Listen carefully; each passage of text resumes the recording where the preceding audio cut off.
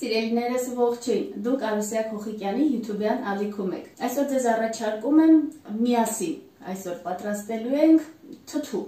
ենք տնելու, թթու դրեքի արարողություն ենք անցկացնելու, բաղադրատոմսը տատիկինս է, իր մոտ միշտ հրաշալի է ստացվում թթուները, իմ մանկությունից սովորած համն է, ինձ համար հարազատ դարձած համն է, և այսպես եթե պատրաստ եք, ուրեմն անցանք գործի, գնացինք։ Այսօր մեզ անհրաժեշտ բաղադրիչներն են կաղամբը, այն իհարկե ավելի շատ պետք է լինի, այստեղ միայն մի փոքր մասն է, ծաղկակաղամբը, նեխուրը, ես հետաքրքիր համ հաղորդելու համար մի փոքր նաև կծու պղպեղ եմ ավելացնում, սա ճաշակի հարց է, կարող եք բացառել, բայց վստահեցնում եմ մի փոքր ավելացնելու դեպքում հաստատ համը կշահի։ Նաև ավելացնելու եմ կարմիր բազուկ, մենք սիրում ենք, որպեսզի թթուն լինի կարմիր, գեղեցիկ գույն ունենա։ Նաև սոխն է շատ համեղ ստացվում, հատկապես կարմիր սոխը։ Խորհուրդ եմ տալիս, ավելացրեք, չեք փոշմանի։ Նաև օգտագործելու ենք գազար, լոլիկ ենք օգտագործելու կանաչ կամ դեղնավուն եւ ոչ մի դեպքում ավելի մուգ, որովհետեւ փափկելու է եւ հաճելի չի լինելու թթվի մեջ։ Կօգտագործենք նաև սխտոր, դափնու տերև եւ հատիկավոր սև պղպեղ։ Ու ամենակարևոր բաղադրիչը քարե աղը, խոշոր աղը, ինչպես ասում ենք, եւ ջուրը, աղաջուրը պատրաստելու համար։ Նախապատրաստում ենք սխտորը։ Սա անում ենք նրա համար, որպեսզի մաքրելիս ավելի հեշտ լինի։ Խնայում ենք մեր ժամանակը։ Ահա այսպես կտրվածք ենք անում մի փոքր եւ կտրվածքով դեպի ներքև իջեցնում ենք գոլ ջրի մեջ։ Եվ այսպես թողնում ենք, մինչ մենք դրա կարիքը կզգանք։ Հետո շատ հեշտ կմաքրվի։ Ահա, կտրում ենք նաև այս հատվածից մի փոքր, եթե տեսակ, հենց այսպես։ Կրակին եմ դնում մեծ կաթսայով ջուրը եւ հասցնում եմ եղման։ Սա պետք է օգտագործենք բազուկը ջերմային մշակման ենթարկելու համար։ Գիտեմ, որ շատերը նաև մյուս բաղադրիչներն են նախապես եռացնում կամ մի փոքր ջերմային մշակման ենթարկում։ Իմ դեպքում միայն բազուկն է։ Միայն այն դեպքում, եթե ձմռան համար եմ պատրաստում։ Արագ պատրաստվող թթվի պարագայում իհարկե մյուս բոլոր բաղադրիչները եւս մի փոքր իջեցնում եմ եղման ջրի մեջ, հետո հանում, պահում սառը ջրի տակ, նոր միայն օգտագործում։ Ձմռան պահպանման, երկար պահպանվող թթուների դեպքում միայն բազուկն եմ այս տարբերակով նախապատրաստում։ Ջուրն արդեն լավ եռում է, ավելացնում ենք բազուկը։ Եռը դադարեց, հենց վերականգնվի, ընդամենը կես րոպե ենք թողնելու, հետո դուրս ենք բերելու ահա այսպիսի թասի մեջ, քամիչի մեջ ու անմիջապես տանենք սառը ջրի տակ, որպեսզի այս գործընթացը, եփման գործընթացը անմիջապես դադարի։ Այսպես մենք կպահպանենք վիտամինները։ Այսպիսի հագեցած թուրմ մնաց բազուկից, ես այդ թուրմի մի փոքր մասը օգտագործում եմ աղաջուր պատրաստելիս, ավելացնում եմ ընդհանուր ջրի։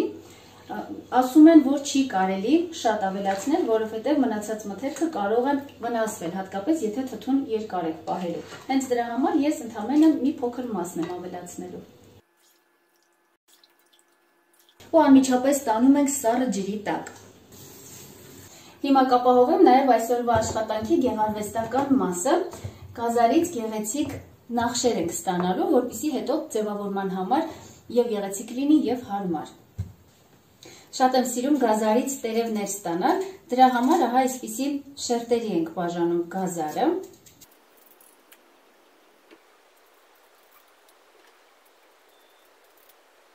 Ստանալու ենք ահա այսպիսի տերևներ,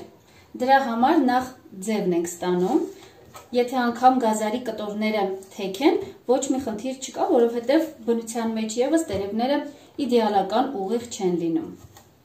Ձևը ահա այսպես ստացանք, սա նախնական ձևն է։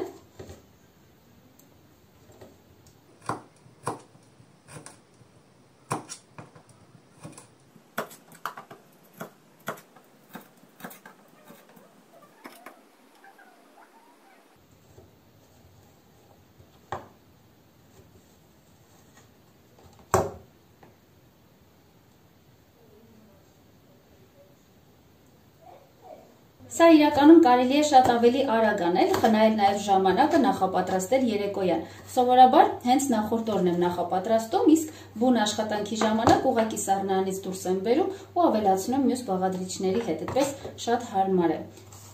Բայց կան նաև տարբերակներ, հիմա կցուցադրեմ ինչպես անել, եթե չես ցանկանում ծաղիկներ ու տերևներ պատրաստել։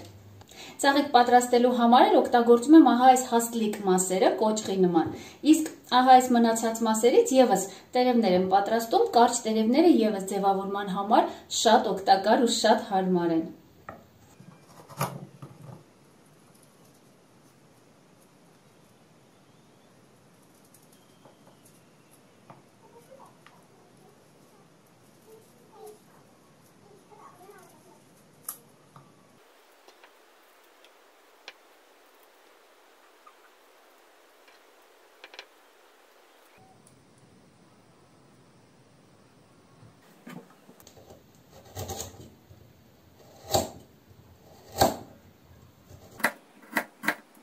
Եվ ահա այսպիսի գեղեցիկ ծաղիկներ եք ստանում։ Ես մարինադների մեջ եւս ավելացնում եմ, շատ գեղեցիկ է լինում։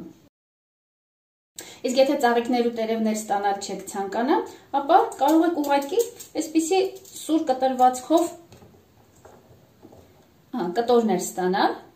որոնք միշտ ձևավորման համար անհրաժեշտ են, շատ սիրուն է ստացվում ու շատ պետք են գալիս։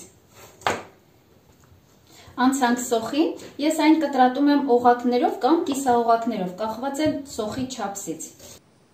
Իդեպ ասեմ, որ սոխի մեծ ծանոթ համը այստեղ փոխվում է, ընդհանրապես սոխի համ չեք զգալու, այն ինքն էլ շատ համեղ է դառնում եւ հետաքրքիր հագեցած համ է հաղորդում ամբողջ թթվի, ամբողջ զանգվածին։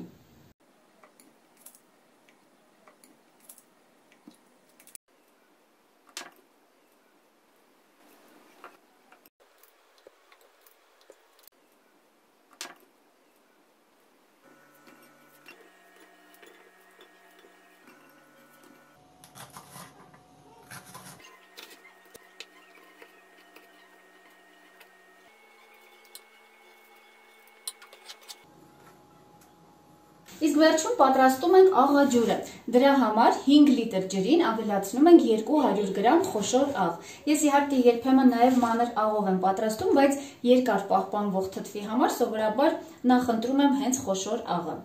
Ահա հիմա տարան դուրս բերեցի եւ ձեզ ցույց կտամ, թե 250 գրամանոց բաժակով որքան է կազմում 200 գրամ աղը։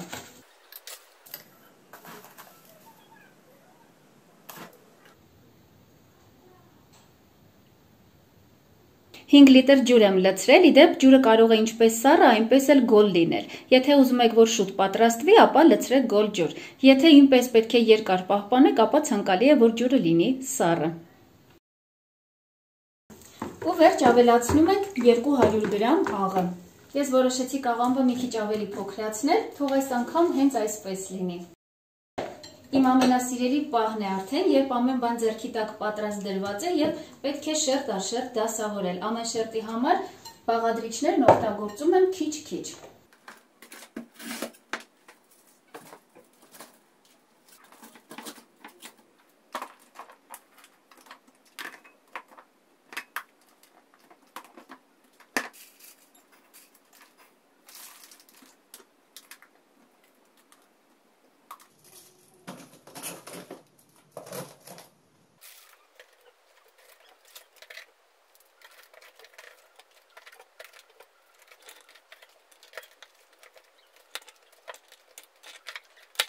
Ավարտեցինք արդեն, իդեպ այս ամանի տարայի տարողությունը 35 լիտր է։ Զգուշորեն լցնում ենք մեր աղաջուրը։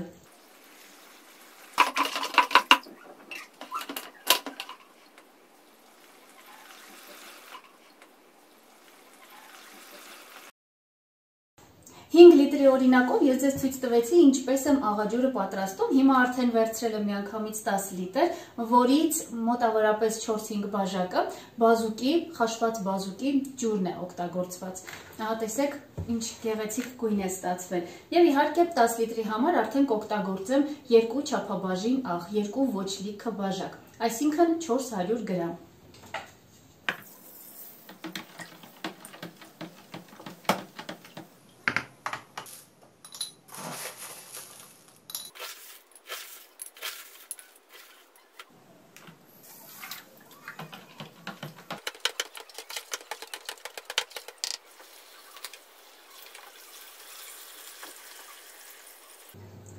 Էլ աղաջուր չենք ավելացնի, այս 15 լիտրը լիովին բավարար է, տեսեք, արդեն մի փոքր սեղմում եմ և ծածկվում եմ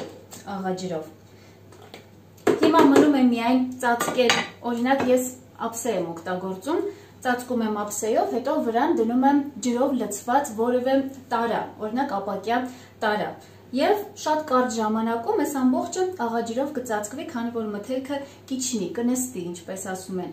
Մի խոսքով, իմ խոհանոցում բավական տաք է, այնպես որ դա շատ արագ տեղի կունենա և կհանդիպենք մի քանի օր անց։ Արդեն 6 օր անցել է, արդեն 6-րդ օրն է, ավելի ճիշտ, եթե հաշվենք, ահա բացեցի կափարիչն ու հրաշալի բույր է տարածվում իմ ամբողջ խոհանոցում։ Տեսեք ինչպիսի գեղեցկություն է ստացվել։